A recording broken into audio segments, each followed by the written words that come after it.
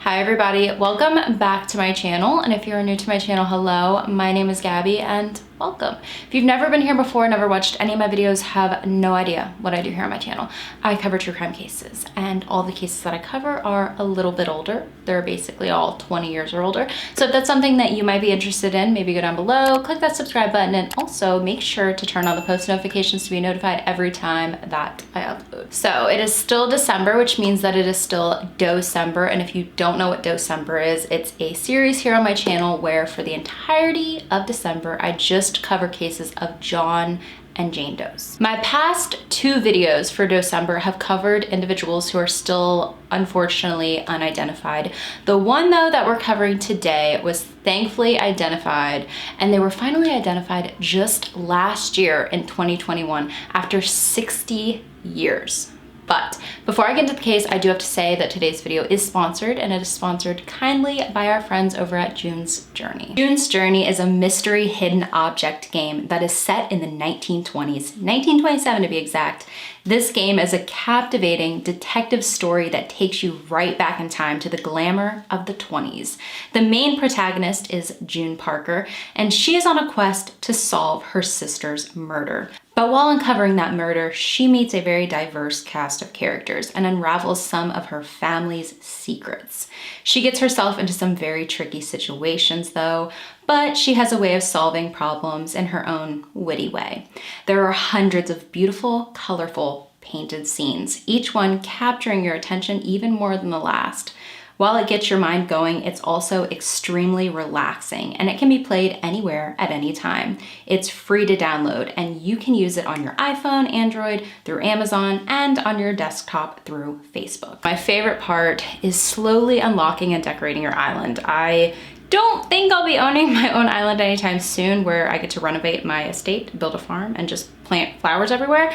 But this lets me do that, and I'm obsessed. If you want to play June's Journey yourself, then make sure to click the link in the description of today's video. Thank you, June's Journey, for sponsoring today's video. And now let's get right into the case. Okay, this Doe case is one of the oldest Doe cases solved using the method of genetic genealogy.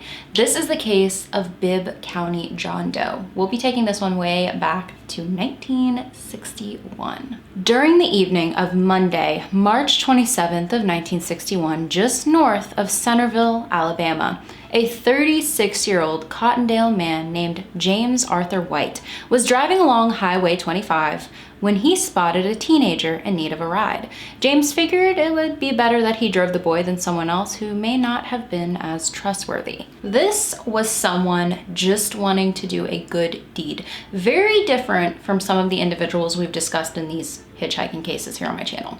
The boy, he seemed a little troubled though. According to an FBI law enforcement bulletin released in December of 1961, the boy told James White that he had come from a town in South Carolina and that he needed to get to Tuscaloosa, Alabama, which was about 35 miles northwest of Centerville. This boy stated that his ultimate goal was to get to Fort Ord in California by 7 a.m. on March 30th to join the military, which Fort Ord is located a little less than 2,300 miles west of where they were. About a 33-hour drive if you just kept driving. James White did note that this boy did not look old enough for him to be able to join the military at the time. The boy didn't say much. He may have said more during the ride with James White, but he didn't really get the chance to, because not long after picking him up, at around 6 p.m., James White's truck missed a curve in the road, struck the guardrail when going over River Bend Bridge, and the vehicle plummeted 250 feet into the rocky Cahaba River below. James White miraculously made it out alive. He was able to escape from the truck by busting out the driver's window. He got to the shore of the Cahaba River, where he then got help and was taken to the hospital. While there, he told the staff at the hospital that he had picked up a hitchhiker who was also in the vehicle along with him, and that authorities needed to get back to the scene of the accident. They needed to see if the boy was okay, even though James White was sure that the boy had not lived through the accident. And he was unfortunately right. The truck was completely submerged underwater, about 20 feet below the surface. The boy was still buckled in the passenger seat. He had broken his neck in 2 places and ultimately drowned because he wasn't able to move. His left hand was also broken in the accident, most likely from him trying to protect himself during the initial crash. Here is an artist's sketch of the boy. He had no identification on him, so he was declared a John Doe. He was believed to be between the ages of 14 to 17 years old. He was 5 feet 6 inches tall and weighed between 113 to 120 pounds. His hair was naturally dark brown, but it had been bleached to a lighter brown shade. He had blue eyes and an olive complexion. He had quite a few scars on his body. It looked as if he had put more pressure on the ball of his right foot, so he may have walked with a bit of a limp while he was alive. Also, due to an examination, they could tell there had been fracturing 2 bones around his ankle. This indicated a possible restriction of movement while he was alive. What he was wearing at the time of his death was a white cotton shirt, light blue dress pants, a brown leather belt that had a silver horsehead buckle on it, a black coat, tan 10-inch long moccasin-toed boots, a Timex wristwatch, and around his neck with cotton twine was a miraculous medal of the Immaculate Conception. He did have quite a few belongings on him as well while he was traveling. In his possession was a brown leatherette valise-style bag that contained several articles of clothing, mostly all shirts and pants. Some of these items of clothing had laundry tags with them, and they also found a laundry ticket. These tags and the tickets had numbers and letters on them, but this didn't get them anywhere in this case. He also had a brown plastic wallet without any identification in it, a pack of Pall Mall cigarettes with a South Carolina tax stamp on it, 1 brown plastic billfold, a penny box of matches, and a small key. They also came across a photograph he had of him alongside a girl, and on the back of the photo were the words, "Think of me always and remember how we used to go places together," which, of course, absolutely just touches your heart.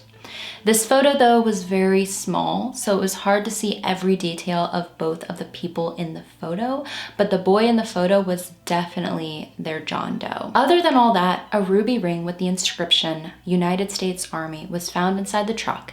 It didn't belong to James White, so it is believed to have belonged to this teenager. Now, like I stated before, he had scarring on his body in some places. You know how we just have scars in random places from when we were a kid. That was kind of the situation with him. But he had a purposely done scar on his arm. Some consider it a homemade tattoo, but it was scratched into his flesh. It read RY plus love, but some people thought that it read R plus Y plus love and that the first plus was just not deep enough and had worn away. What did this mean? Was RY his initials? Were they someone else's initials? Was it the abbreviation of a place? Was it the initials of the girl in the photo that he had with him? They had no idea, and we still don't know to this day. Bibb County authorities worked on his case tirelessly, and they were able to gather up some information. They questioned people in the area and spread around the information about him and his post-mortem photos, which I will not be including in this video, in the hopes to piece together everything and discover who he was in life. People did come forward trying to help, but it was difficult because this boy had definitely come from an area farther away, believed at the time to, of course, be South Carolina. They discovered that he had hitched rides with 3 motorists earlier in that day. One of these motorists claimed that while speaking to the boy shared with him that he had stayed with relatives in South Carolina, tried to find some work, was unable to, and eventually left and stayed with some relatives he had in Montebello, Alabama, an area about 20 miles northeast of Centerville. Another one of the motorists claimed he may have had military connections or had been an inmate at an institution somewhere. Some reports claim he told one of the drivers that his parents had divorced and that his only options in life were to go into the military or an orphanage.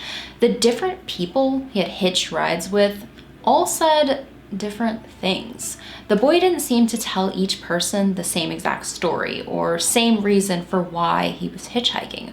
Overall, it just seemed like this boy wanted to get away from where he came from, which we will eventually find out to be completely true. The John Doe would be named Bibb County John Doe due to Centerville being located in Bibb County. His deceased, unidentified body laid out on display at Jack Lee's funeral home for about 2 weeks. Anyone from the public was able to freely come in to the funeral home to view the body. Authorities did this in the hopes that possibly one of the people that would come in would know who he was. It wasn't just locals that came to view his body though. People from all over the United States traveled to see him in person. Some because they thought he could be their lost loved one, and some just to catch a glimpse at the boy of complete mystery. One man came in to view the body and immediately had a heart attack. Yes, he had a full-blown heart attack. They thought possibly the boy could be his son, but it turns out that it wasn't his son and that the man's heart just couldn't handle the sight of this lifeless teenager in front of him. None of the people who came into the funeral home were able to identify him. Most came in, viewed him, and simply left with their heads down, just kind of shaking their heads back and forth, crying. Authorities decided it was time to give him a proper burial after it was 2 weeks and they just weren't getting anywhere. Locals though, they really cared for this boy. They knew that he wasn't originally from Bibb County, but Bibb had become a part of his story and they felt like it was their duty to do what they could to honor him. Locals of the community, even school children, raised money for his funeral and burial cost, and some of the county's most prominent citizens stepped up and took the role of being his pallbearers. Bibb County John Doe was laid to rest in Centerville Cemetery, but this case, it was a long way away from its final conclusion. According to the Huntsville Times, released on April 23rd of 1961, not long after his burial, a woman named Mary McNeese came forward after hearing about the case and seeing the unknown boy's photos in the paper, and she was positive that the boy was her son. Mary McNeese lived in Huntsville, Alabama, and her son, 18-year-old James Biles, had been working in Pensacola, Florida, building docks. He called her Saturday, March 25th, to ask her to send him some more money, that he would be hitchhiking to Savannah, Georgia to work under the same company, but he needed some money to kind of get him there and hold him off until he was making money there in Georgia. Weeks went by and no one had heard from him, not his father, his mother, or his girlfriend, and they were definitely freaking out. Mary, though, spoke to the sheriff of the department and she told them the situation, and the sheriff told her that their John Doe was definitely not her son though, because their John Doe had blue eyes and James had brown. So the John Doe wasn't James Biles, but if you're curious about that situation, within about a day of that article being released, James Biles was tracked down by the Huntsville Times in Savannah, Georgia, working for the Atlantic State Construction Company. He was pulled out of bed and told, "Your folks will be pleased to know you're not the boy buried down there in Centerville," in which he replied, "I'm proud I ain't too." So that was solved rather quickly. We have to remember though that at this time in 1961, the civil rights movement was going on. It was from 1954 to 1968, and its goal was to abolish racial segregation and discrimination throughout the United States. And many people from the North traveled down to the South to help in protests. This boy had been wearing a coat in the South in late March. Maybe he had come from up north, but based on all of the other bits of information collected about him, they just didn't think he was in the area to help in that way. That was a theory that was definitely considered at the very beginning of this case and even years later in forums online, but the more that people dove into that theory, the more that they really just didn't think it was a plausible theory in this case. The main theory though in this case was that this boy had come from a broken home and was trying to find a place to call home for a while, whether that be working somewhere, saving some money, or joining the military, even though he looked too young to. Sheriff Harold Daly, nicknamed Sheriff Harold Duck Daly, was one of the pallbearers at the funeral, and he worked very close with this case. And he felt the best thing to do was to keep spreading around the sketches and photos of the boy the best he could around the United States. He felt like someone had to come forward eventually. Someone knew this boy. He had to have had parents, possibly siblings. He had friends. He was in a photo with a girl. Maybe he was in love while he was alive. It wasn't like he just manifested somewhere. He had a life. People knew him. Where did he come from? Reporter Jim Oakley Jr., who worked for his father's Centerville newspaper, who was also a pallbearer at the funeral, worked close to the case as well, saying this thing captured nationwide publicity. He once wrote in the newspaper, "What is his name? Who are his parents? Where is his home? Where was this young hitchhiker going?" These were questions they would eventually find out the answers to, but not for another 60 years.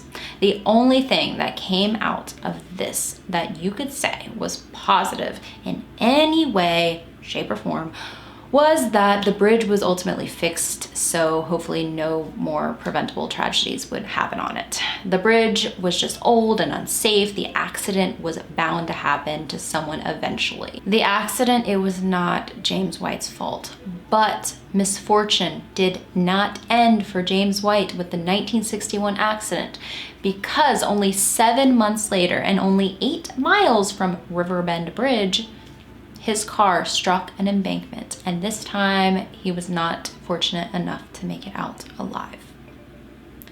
How sad is that? It is just one of those cases where one thing after another just kept happening. Through the years, people who cared for this case, and of course authorities, really tried to do what they could to identify the boy. He wasn't a homicide victim. There was no killer to catch, but he had a name, he deserved back, and he had loved ones somewhere. He had a story that needed to be told in full. As time went on, people would become hooked on this case. They would look through thousands of missing persons reports trying to see if any of those missing teenagers could be him. They would dive into the strange tattoo and see if initials matched up with anyone who stood out to them. His photo was spread around more and more, and even more sketches were done of him. Users on message boards would share his story, and hundreds of theories would be discussed. Still, it would take new technology to solve this one. Bibb County Sheriff spokesman Kevin Lawrence stated that the department was reached out to by the National Center for Missing and Exploited Children, and they learned that the organization was going to provide the money for the exhumation of Bibb County John Doe's remains so they could obtain new DNA from the remains in the attempt to identify him. The remains were to be taken to the Alabama Department of Forensic Science in Montgomery, which would obtain the DNA samples and then send those DNA samples to researchers at the University of North Texas. The body would be reburied in the same spot in Centerville Cemetery later the same day. So this was a very quick process. This was incredible news, but it was unsuccessful at the time. The DNA samples were extremely old and no matches were found. But the case was then reopened in 2021. The case was taken over by Identifinders International, which is ran by Colleen Fitzpatrick, who we have talked about before. She is a renowned forensic genealogist. New technology was available since 2016, so they wanted to try genetic genealogy to crack this case, which, if you don't know what that is, it is taking an individual's DNA, entering it into a genetic database, and trying to locate familial DNA. Sometimes even mapping out an entire family tree to piece together exactly who that person was in life. This has helped identify a lot of unknown people and even helped catch the Golden State Killer. And I have said these exact words so many times on my channel, but just for anyone new who doesn't know what it is and how it has helped, I gotta go over it again. Now, I couldn't do this video without bringing up one specific person. One individual that largely funded this new process with this John Doe was true crime YouTuber Hughes. And I love to see a YouTuber who covers true crime just really using their platform for good, highlighting fundraisers, donating, spreading the word the best that you can. That That's what it's about. I will post Gray Hughes' video announcing the identification below in the description of this video. If you do want to go check that out, I definitely recommend giving it a watch if you are interested in this case. DNA was extracted from Bibb County John Doe's teeth and entered into genealogy databases. Identifinder's genealogist, Misty Gillis, would be the one to ultimately identify him. After 60 years, Bibb County John Doe finally got his name back. Bibb County John Doe was Daniel Paul Armantrout. His nickname was Danny. He was born on December 28th of 1945 in Miami, Florida. His parents were Ginny and Alfred, and he had two older brothers named Donald and David. In October of 2021, when they were sure of Bibb County John Doe's identity, they located Donald and asked him if he had a missing brother. He truly thought that it was a prank call, and he didn't take it seriously until his wife was also reached out to regarding the case.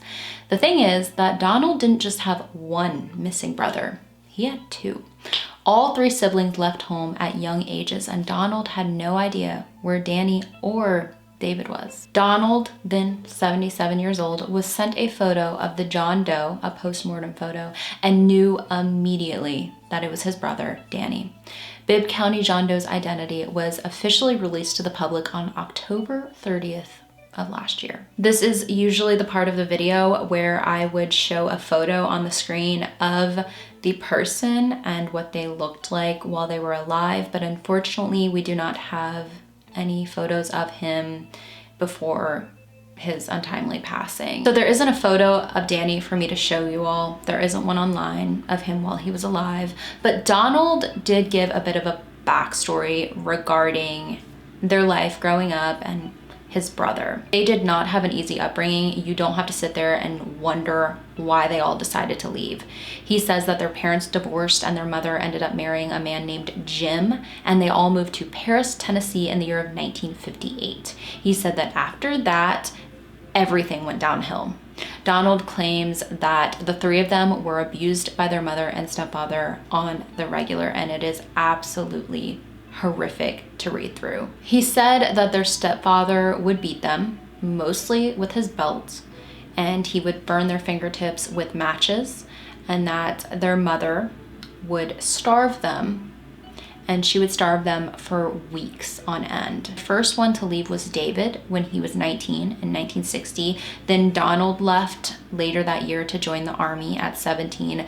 Finally, Danny left in January of 1961 at the young age of 15 years old. Donald said that the last time he saw David was 1962, and they haven't spoken since. The last we know of David was he was arrested for vagrancy in 1963 in Florida. David's whereabouts are still unknown to this day, but we of course know what happened to Danny. Donald said though that when it came to Danny, especially due to how young Danny was when he left home, he just always felt like something bad had happened to him. I guess it was just a really strong gut feeling that he had, but he was right about it.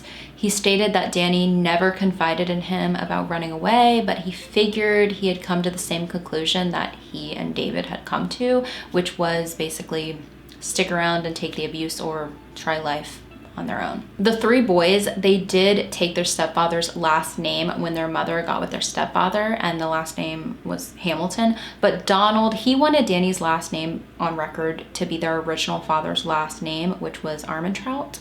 And a new headstone has since been placed where Danny's body resides, and this is the last name on the stone. So that is the case of Bibb County John Doe. This is a case that I've been requested to cover quite a few times, and it's one that I have followed for probably about 3 or 4 years now, and I've always wanted to cover it on my channel, but I remember reading an article where they didn't specifically say they were going to do genetic genealogy, but that they were kind of like hinting at it, and I was like, oh, I think I'm gonna hold off, do the video after he is possibly identified, and then he was last year. With cases of John and Jane Does, if they are cases that you follow, you're always very interested to see, you know, what they looked like in life and their story, and sometimes the family does decide to hold off releasing that information to the public, or they just decide to never release it to the public because they want to keep it private. And of course you have to respect that. I'm not entirely sure the situation with any photos of Danny while he was alive. I couldn't find anything regarding that. Donald may not have any photos of his brother, which kind of seems like that might be the case because he was so open about sharing information about their childhood.